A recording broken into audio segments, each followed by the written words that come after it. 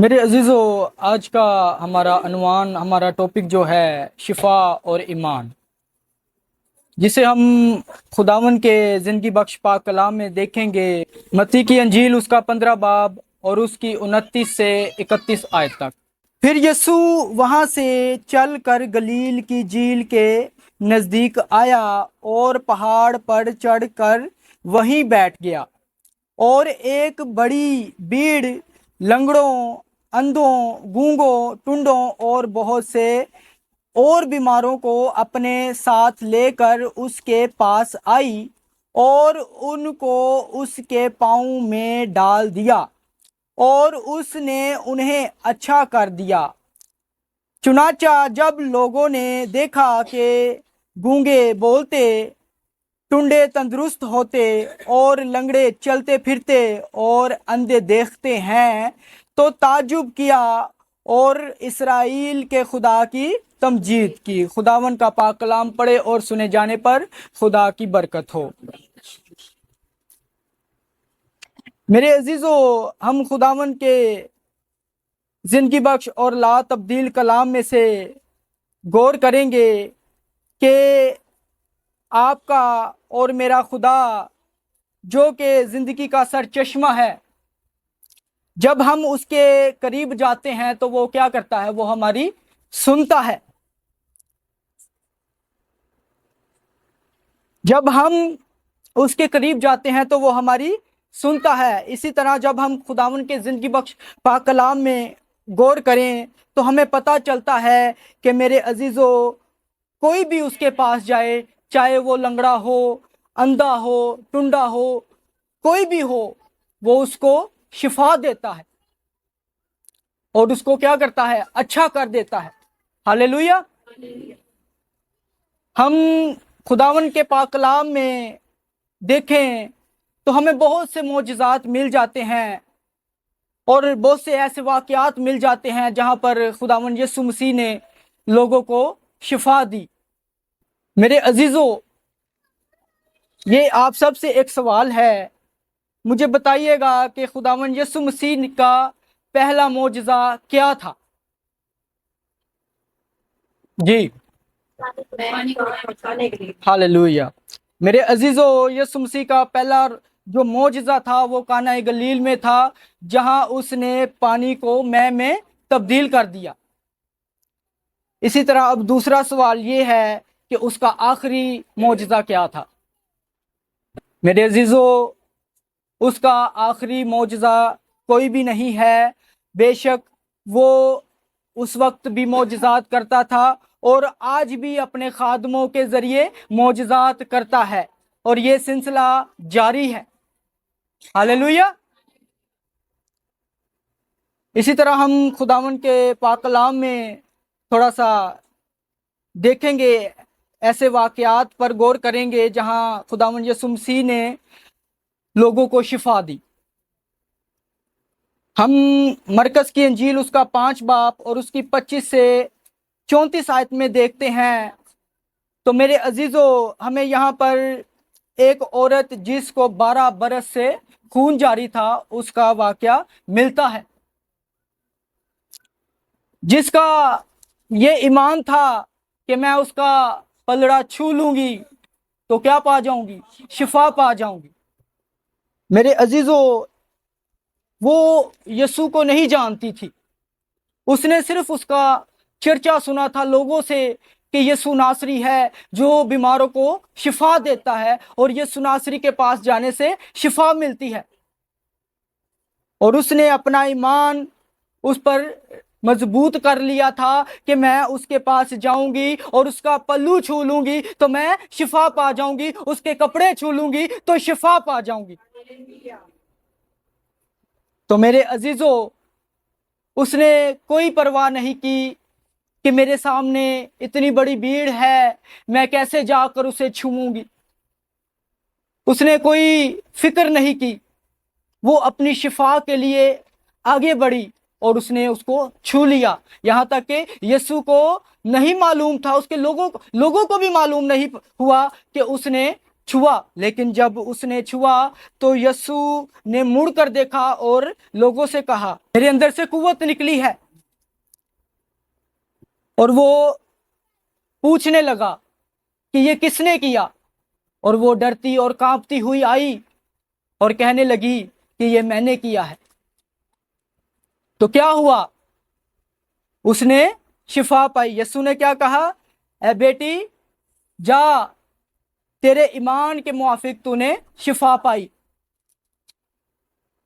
मेरे अजीजों, इसी तरह हम आगे देखेंगे लूका की अंजील उसका 7 बाब और उसकी 10 आयत में रोमी सूबेदार के बारे में, जहां मेरे अजीजों यीशु उसके खादिम को शिफा बख्शता है।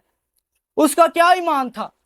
उसका ईमान था कि ये यहीं से कह देगा तो मेरा खादिम वहां पर शिफा पा जाएगा। तो यीशु ने कहा, मैंने ऐसा ईमान इसराइल में भी नहीं पाया। हालांकि वो चाहता तो वो कह सकता था कि तू मेरे साथ चल, मेरे खादिम को शिफा दे, लेकिन उसका ईमान था, वो यकीन रखता था, वो उस पर भरोसा करता था कि ये वहां जाकर भी शिफा दे सकता है और यहां से भी शिफा दे सकता है। हालेलुया।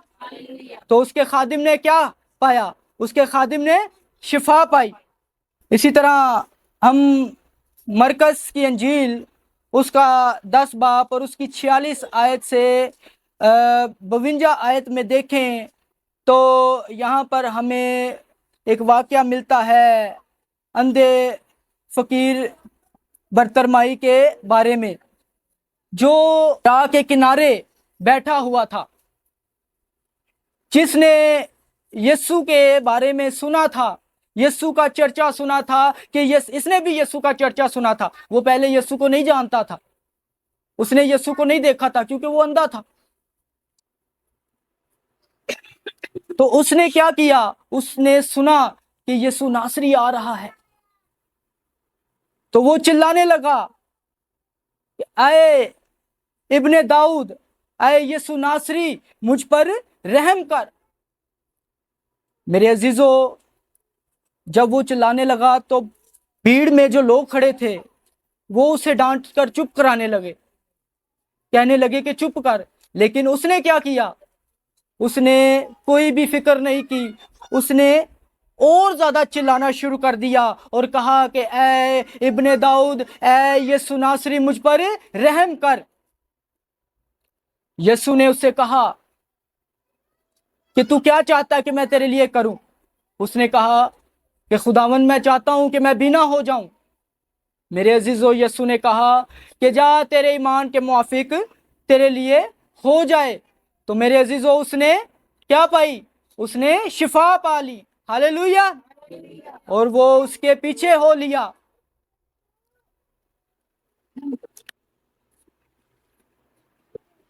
इसी तरह मेरे अजीजों, ऐसे बहुत से और वाकयात हमें खुदावंद के पाक कलाम में देखने को मिल जाते हैं, जहां खुदा ने लोगों को शिफा दी।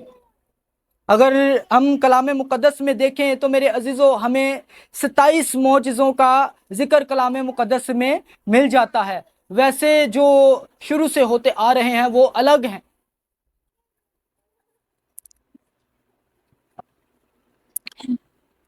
हम खुदा के कलाम में यिर्मयाह 27 बाब और उसकी 14 आयत में देखें तो मेरे अजीज़ों, वहाँ लिखा है, आए खुदावन, तू मुझे शिफा बख्शे तो मैं शिफा पाऊंगा, तू ही बचाए तो मैं बचूंगा, क्योंकि तू मेरा फख्र है।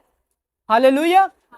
मेरे अजीजों, हम उसके पास जाने से शिफा पा सकते हैं, हम उसके पास जाने से ही निजात पा सकते हैं, बच सकते हैं। उसके बगैर हम कुछ नहीं है। वो हमारी हलाकत नहीं चाहता, वो चाहता है कि हम सबकी तौबा तक नौबत पहुंचे। हम अपनी जिंदगियों पर गौर करें, हम क्या करते हैं? क्या हम ऐसा ईमान रखते हैं? हम हालांकि मैं अपनी ज़िंदगी पर बात करता हूँ कि खुदावंद ने मेरी ज़िंदगी में बड़ा काम किया है और बड़ी बड़ी मुश्किल में से उसने मुझे निकाला है। मैं बता नहीं सकता आपको कि ऐसी ऐसी मुश्किल में मैं फंसा हुआ था जिसमें से उसने मुझे निकाल दिया। लेकिन हम क्या करते हैं, हम कुछ वक्त के लिए खुदावंद पर यकीन और भरोसा करते हैं। जब हमारा मकसद पूरा हो जाता है, हमें शिफा मिल जाती है या हमारी कोई ज़रूरत पूरी हो जाती है, तो हम उसको भूल जाते हैं, उसकी इबादत करना छोड़ देते हैं, चर्च जाना छोड़ देते हैं और उसके कलाम को पढ़ना छोड़ देते हैं, सुनना छोड़ देते हैं, उसकी मर्जी के मुताबिक नहीं चलते। यहाँ तक कि हम क्या करते हैं, जब हम पर कोई मुश्किल कोई मुसीबत आती है तो हम इधर उधर भागते फिरते हैं। हालांकि हम डायरेक्ट खुदावंद के पास अपने यीशु नासरी को याद करें, उसकी इबादत करें, उसके हजूर झुकें, उससे मांगें, क्योंकि उसके कलाम में लिखा है कि मांगो तो तुमको दिया जाएगा। तो मेरे अजीजों, वो क्यों ना आपको देगा, जबकि उसका वादा है कि तुम मांगोगे तो मैं तुम्हें दूंगा। उसने कहा कि तू अपने मुंह को खोल तो मैं तेरे मुंह को भर दूंगा। तो मेरे अजीजों, हम क्यों नहीं उससे मांगते, क्यों हम इधर उधर भागते हैं? उसके कलाम में लिखा है कि मलाउन है वो शख्स जो इंसान पर तवक्कल करता है। हमें इंसान पर तवक्कल नहीं करना, हमें अपने मुनज्जी खुदावन पर तवक्कल करना है, जो दुनिया जहान का खालिक और मालिक है, जिसने मेरे और आपके लिए अपनी जान का नजराना देकर हमें अपने खून खरीदे बेटे बेटियां बना लिया। हमें उस पर भरोसा करने की जरूरत है, उसके मुताबिक चलने की जरूरत है। मैं आपको आज एक गवाही देना चाहता हूं। आपको याद होगा कि पिछले इतवार हमने एक दरख्वास्त के लिए दुआ की थी। हमारी एक बहन है जो कि अमेरिका से ताल्लुक़ रखती है, उसकी हमसे बात हो रही थी और उसने हमें बताया कि मैं काफ़ी टाइम से काफ़ी तकलीफ़ में हूँ और डॉक्टर से रब्ता करने की कोशिश कर रही हूँ, पर मुझे अपॉइंटमेंट नहीं मिल रही। 1 महीने बाद की अपॉइंटमेंट मिल रही है, लेकिन मैं इतनी तकलीफ में हूं कि मुझसे बर्दाश्त नहीं हो रहा। और वो यकीन करें, वो कॉल पर रोना शुरू हो गई कि मैं इतना इतना वो दुख में थी, इतनी वो दर्द में थी, इतनी वो तकलीफ में थी। लेकिन उसने मुझे कहा कि मेरे लिए दुआ की जाए, आप भी मेरे लिए दुआ करें और मैं भी दुआ करूंगी। इस बात पर गौर करें, उसने कहा मैं भी दुआ करूंगी। मेरे अजीजों, मैंने बहुत से लोग देखे हैं जो खादमों के पीछे आते हैं और कहते हैं कि पादरी साहब मेरे लिए दुआ करना। पादरी साहब दुआ करी जान, तुसी भाएं दुआ ना करो। मेरे अजीजों, मेरा ईमान ये है, मैं ये नहीं कहता कि आप खादमों को ना कहें, खादमों की ये ड्यूटी है कि हम हर किसी के लिए दुआ करें। लेकिन मेरे अजीजों, जब आप खादम को कह रहे हैं कि आप मेरे लिए दुआ करें, तो ज़रूरी यह भी है कि आप भी खुदावन के हजूर झुकें, क्योंकि खुदावन चाहता है कि हम उसके हजूर झुकें, उसकी इबादत करें, उससे मांगें, उसके सामने फरियाद करें। और मैं यकीन रखता हूं कि जब आप खुद से दुआ करेंगे तो खुदा ज़्यादा सुनेगा। तो उसने मुझे कहा कि मैं भी दुआ करूंगी और आप भी दुआ करिएगा। हमने भी दुआ की और हम मसलसल दुआ उसके लिए करते रहे और वो भी करती रही।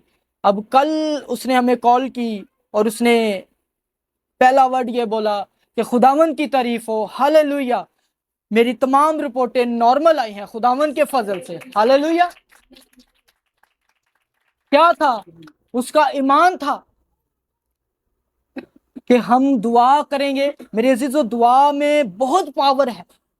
हम दुआ के बगैर अधूरे हैं, दुआ के बगैर हर काम अधूरा है। हम किसी भी काम को दुआ के बगैर पूरा नहीं कर सकते, खुदा के बगैर पूरा नहीं कर सकते। हमें हर काम से पहले खुदा को अपने आगे रखना चाहिए, उससे दुआ करनी चाहिए। हर काम को शुरू करने से पहले दुआ करनी चाहिए, उस पर ईमान, उस पर भरोसा रख कर चलना चाहिए।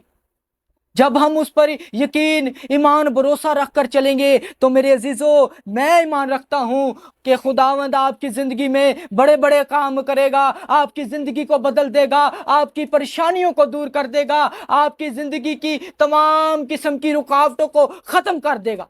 हालेलुया। क्योंकि वो उसके पास हर काम करने की पावर है। मेरे अजीजों, जो इंसान से नहीं हो सकता वो करने की कुदरत रखता है। हमें उस पर यकीन और भरोसा रखने की जरूरत है। हम ईमान रखते हैं, कैसा ईमान रखते हैं? हम वक्ती तौर पर ईमान रखते हैं, लेकिन हम वक्ती तौर पर हमें ईमान नहीं रखना। ये वक्ती तौर वाला ईमान जो है, ईमान नहीं है, ये हमारा लालच है। हम लालच के लिए कुछ वक्त के लिए खुदावंद के पास जाते हैं कि खुदाया मेरी जरूरत है, ए मेरी जरूरत पूरी कर दे। खुदावंदा मैं मुश्किल च वां, मेरी इस मुश्किल ਨੂੰ हल कर दे। ਤੇ ਜਦੋਂ खुदा खुशियां देंदा वे उदों ਅਸੀਂ ਉਹਨੂੰ याद नहीं करते। तो जाहिर सी बात है, फिर आप पर मुश्किलें तो आनी ही आनी है ना। जब आप खुदा को भूल जाते हैं, छोड़ देते हैं, फिर उसमें आजमाइशें तो आप पर आनी है। मेरे अजीजों, अपने आप को मजबूत करने की ज़रूरत है, अपने आप को तैयार करने की ज़रूरत है, ताकि हम भी इन लोगों की तरह उस पर ईमान रखें जैसे इन्होंने उस पर ईमान रखा और अपनी ज़िंदगी में बड़े बड़े काम होते देखे, मौजज़ात होते देखे, ज़िंदगी को तब्दील होते देखा, निजात पा ली। जब आप भी उसकी राह पर चलेंगे, उसके कलाम को पढ़ेंगे, उसके मुताबिक ज़िंदगी गुजारेंगे, तो मेरे अजीज़ों, खुदावंद आपकी ज़िंदगी को बदल देगा और आपकी ज़िंदगी में मौजज़े करेगा और आपकी हर ज़िंदगी की ज़रूरत को पूरा करेगा। क्योंकि उसका वादा है कि तू मांग तो मैं तेरी ज़रूरत को पूरा करूँगा। मेरे अजीज़ों, आज के कलाम के मुताबिक खुदा आप सबको बरकत दे और हमें इसके मुताबिक चलने का बारिक फजल बख्शे।